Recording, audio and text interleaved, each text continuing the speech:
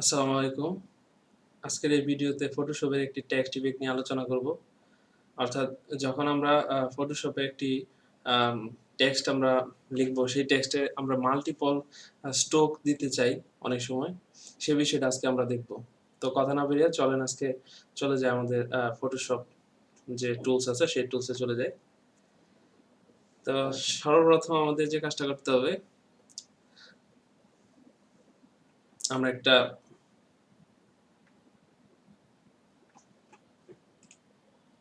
একটা new document আমরা নিব। তার জন্য আমরা একটা সাইজ, যেকোনো একটা সাইজ আমরা দিতে পারি। 1280 এবং 720 দিলাম। এখানে আমরা দিয়ে দিলাম যে আজকে আমরা যে টপিকটা দেব সেটা দিই যে text effect.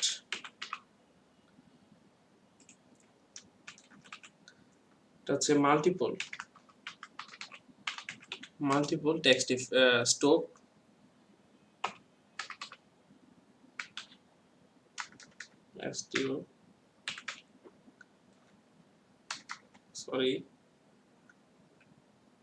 Stroke effect, multiple stroke effect. তো ক্রিয়েট, একটু ছোট করে নেই আমরা। এখানে একটা ব্যাকগ্রাউন্ড আছে, আমরা লেয়ার প্যানেলে যাই। লেয়ার প্যানেল থেকে আমরা তার প্রথমে আমরা একটা রেক্টিক্যাল টুলস নেই। সো আমরা এই রেক্টিক্যাল টুলসটা নিলাম। আমরা একটা ব্যাকগ্রাউন্ড ক্রিয়েট করি।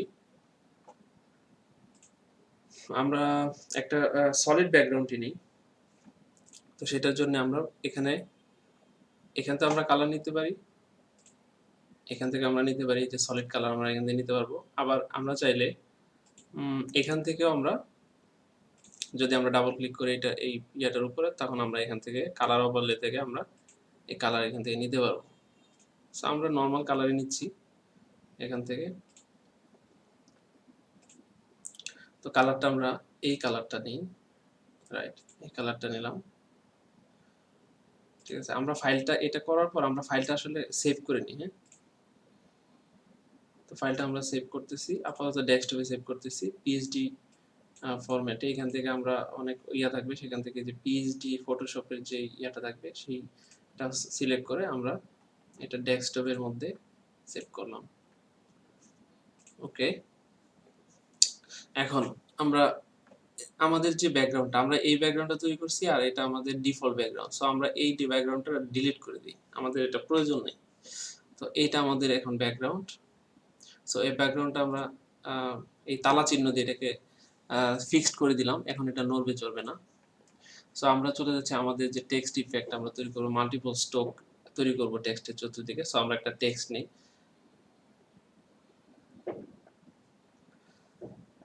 সাপোজ আমাদের আজকের যে টপিক আমরা লিখি যে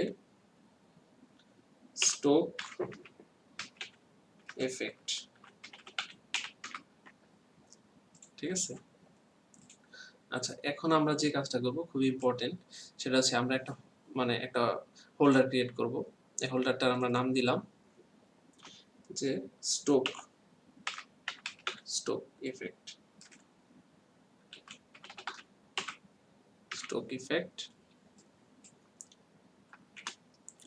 এবার আমরা এই যে টেক্সটটা, এই টেক্সট রাখবো। ঠিক আছে, যেন আমরা এটাকে ক্লোজ করতে পারি। এখন আমরা দেখেন এখানে ক্লিক করলে আমরা এইখান থেকেও কিন্তু কাজ করতে পারবো। সো আমরা এইখান থেকে কাজ না করে আমরা এটার জন্য একটা ফোল্ডার ক্রিয়েট করলাম। এই ফোল্ডার থেকে আমরা এই ফোল্ডারের উপরে কাজ করব। তাহলে এই ফোল্ডারে যদি আমরা ডাবল ক্লিক করি, ডাবল ক্লিক করার পর আমরা এখান থেকে আমরা স্ট্রোক, এই যে স্ট্রোক যে ইয়াটা এটা সিলেক্ট করতে হবে। করার পর আমরা সাইজ, এই স্ট্রোকটার সাইজ কি এরকমই থাকবে না কতটুকু থাকবে, আমরা চাইলে যে কমাইতে বাড়াইতে পারবো। ঠিক আছে, তো আমরা আপাতত এটাকে 15ই রাখি, 15 রাখলাম। এরপর এটা আপনি চাইলে ইনসাইড করতে পারবেন। এই যে ইনসাইড হয়ে গেছে কালার, কারণ আমাদের টেক্সটটা কিন্তু হোয়াইট কালার ছিল। সো এটা আমরা ইনসাইড করে এটা মানে এটার যে ডিফল্ট কালার ছিল সেটা হয়ে গেছে। তো এটা ইনসাইড। আবার আপনি সেন্টার ইউজ করতে পারবেন। সেন্টার ইউজ করলে আপনার সেন্টার থেকে এটা চতুর্দিকে ছড়ায় যাবে। আচ্ছা, এরপর হচ্ছে আমরা এটাকে আউটসাইড করে রাখলাম। এখান থেকে আপনি কি কালার করতে চান, এটা কি সলিড কালার না গ্রেডিয়েন্ট নাকি প্যাটার্ন দিতে চান? আমরা যদি গ্রেডিয়েন্ট কালার দিই তাহলে এরকম একটা অপশন আসবে এবং এখান থেকে আমরা আমাদের প্রয়োজন অনুযায়ী কালারটা আমরা এখান থেকে সিলেক্ট করতে পারবো। ঠিক আছে, এখান থেকে আমরা এটা লাল করে দিলাম। ঠিক আছে, এরকম ভাবে তারপরে আমরা এটা এখানে ক্লিক করে আমরা ডিপ রেড করে দিলাম। এখান থেকে আমরা এটাকে নরমাল করে দিলাম। তাহলে দেখেন এখান থেকে একটা কিন্তু ইফেক্ট পড়ছে। সো আমরা আপাতত এরকম নিলাম। আমরা সলিড কালার নিয়ে কাজ করব। সো আমাদের এটা প্রয়োজন নাই, আমরা এটা নিব না। আমরা কি করব, আমরা এখান থেকে সলিড কালারটা সিলেক্ট করে দিব এবং এখান থেকে আমাদের প্রয়োজন অনুযায়ী একটা কালার দিয়ে দিলাম। সো এই কালারটা ভালোই লাগতেছে, এই কালারটাই থাকুক। সো আমরা এই কালারটাই দিলাম। আচ্ছা, এটাকে যদি আমরা 10 দিই তাহলে কেমন দেখা যাচ্ছে? ভালো লাগতেছে। আচ্ছা, 15ই থাকুক। 15 দেওয়ার পরে আমরা এটাকে নরমালি রাখলাম। এখান থেকে অনেক মোড আপনি চেঞ্জ করতে পারেন। সাপোজ এটা যদি দেখেন কিরকম কালার চেঞ্জ হয়েছে, হার্ড লাইট। আমরা যদি লিনিয়ার লাইট দিই এটা এরকম হয়ে যাচ্ছে। সো এটা আপনারা এখান থেকে দিয়ে চেঞ্জ করে দেখবেন। আপনাদের যেটা ভালো লাগে সেটাই দিবেন। আমরা এখান থেকে এক্সক্লুশন এটা দিতে পারি। ঠিক আছে, দেওয়ার পরে এখান থেকে অপাসিটি আমি প্রথমে এখান থেকে আপনি অপাসিটি কমাইতে বাড়াইতে পারবেন। ঠিক আছে, আমরা 100% রাখতেছি। আচ্ছা, এরপরে আমরা এটা সবই দেখলাম। সো আমরা আপাতত এই স্টোকটা আমরা এটাই নিলাম। ঠিক আছে, এটা নেওয়ার পরে আমরা ওকে করে দিলাম। আমরা কিন্তু এই টেক্সটের একটা স্টোক আমরা নিতে পারলাম। এখন আমরা চাচ্ছি যে না, এটার মানে এই স্টোকের উপরে যদি আরেকটা স্টোক থাকতো তাহলে এটাকে আরেকটু সুন্দর লাগতো। সো আমরা সেটা যদি নিতে চাই তা আমরা আবার কি করব, এই ফোল্ডারে যেখানে আগে ক্লিক করছিলাম এখানে আবার ডাবল ক্লিক করলাম। করার পরে আমরা আরেকটা স্টোক নিব। দেখেন এখানে একটা স্টোক আছে। এখান থেকে আমি চাইলে এই যে এইখান থেকে একটা স্টোক আমরা নিতে পারি। দেখেন আরেকটা স্টোক হয়ে গেছে। এরপর আমরা ধরেন আমরা এই 2 নম্বরটাকে এইখান থেকে কালার চেঞ্জ করে দেব। সাপোজ এটাকে আমরা সাদা করে দিই, তাহলে ভালো লাগবে। সাদা করলাম। করার পরে দেখেন এটাও কিন্তু এখান থেকে সাইজ হচ্ছে 15 পিক্সেল, আবার এইটাও হচ্ছে আপনার 15 পিক্সেল। সো আমরা এটা একটু বাড়ায় দেই, ধরেন এটাকে 20 করে দেই। 20, 25।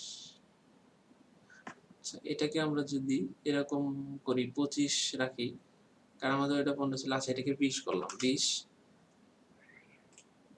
আচ্ছা, এটাকে তো আমরা সাদাই করলাম। সাদা এখানে আমরা এক্সক্লুশন করছি, এটাকে নরমাল করে দিয়ে দেখেন এটা কিন্তু এখন সাদা আছে। এটা আমরা এখান থেকে ব্লেন্ড মোড থেকে এটাকে আমরা নরমাল করে দিলাম। এখন কিন্তু এটা একটা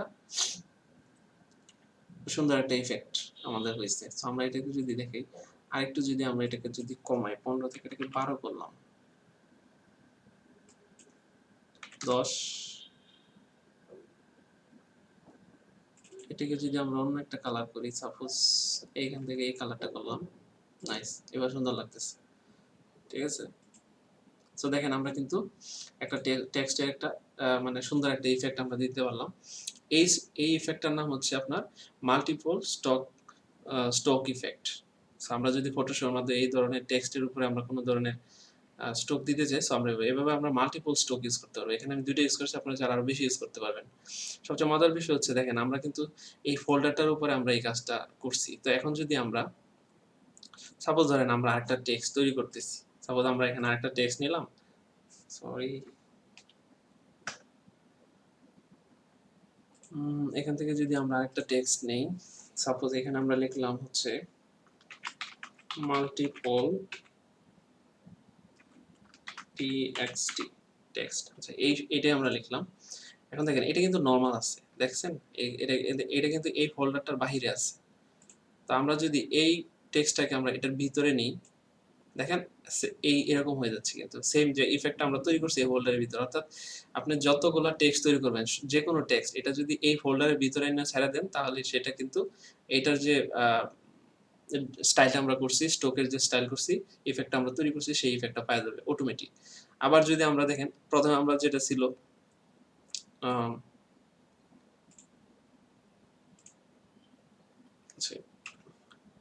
এখানে আমাদের দুইটা আছে text, multiple text, stroke effect. এটা আমরা কি করলাম, বাইরে নিয়ে যাই। দেখেন এটা বাইরে নিয়ে যাওয়ার পরে এটা ইয়ার নিচে চলে গেছে। আছে এটা এখানে দেখেন, এটা কিন্তু আমাদের যে ইফেক্টটা আমরা তৈরি করছি সেটা কিন্তু বের হয়েছে, কারণ আমরা এই ফোল্ডার থেকে এটাকে বের করে নিয়ে আসছি। আবার যদি আমরা এটাকে ভিতরে নিই তাহলে কিন্তু আবার সেই ইফেক্টটা পাওয়া যাচ্ছে। ঠিক আছে, আমরা চাইলে এইটা কিন্তু এডিটও করতে পারবো। যেমন আমি আমার নাম যদি লিখি মাহমুদুল